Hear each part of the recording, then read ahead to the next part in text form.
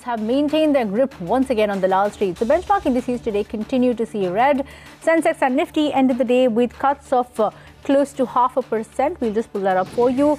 It was, though, a completely different story for the broader market. So look at that. While the bank Nifty ended the day with gains of 0.25%, Midcap surged in trade to end the day over 0.5% in the green. Surbhi Upadhyay is here with the market action of the day. Surbhi, largely you saw bears in control, but even then by the end of the day, it seemed to be a mixed day. Well, it was Valentine's Day, right? So it was bleeding red on the street, or call it a bear hug. But the bottom line is that, yes, we've got another negative day.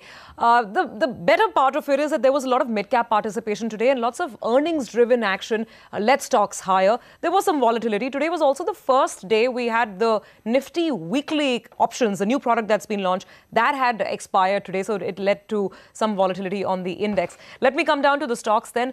Gainers included names like Z Entertainment today, Indibles Housing, JSW Steel. But the real good news for the market was that corporate banks like ICICI Bank, they came back and started performing. So that was some support.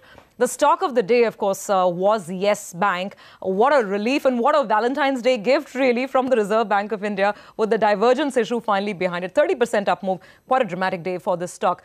Let's come back to the downside of the screen then. And here, crude was definitely spoiled sport. So IOC, BPCL, HPCL, the trio was absolutely down and out. Other losers included Bharti Airtel, Hindalco, and Infosys has been seeing profit taking off late. Today was another such day for that counter.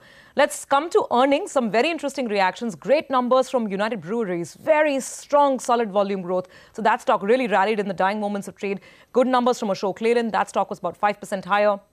Page Industries kind of muddling along and the stock ending flat with a slight negative bias.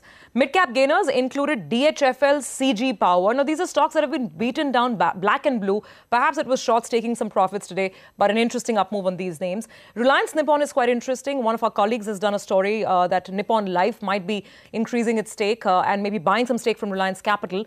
That led to some excitement. That stock was up 4 to 5%. On the losing side, Rain Industries and some result disappointments like Kaveri Seeds and NBCC as well. How do we sum it up? Well, muddling along really, but at least there was some sign of life on the mid-cap screen. Okay, Surbhi, thanks for joining in and breaking that down for us.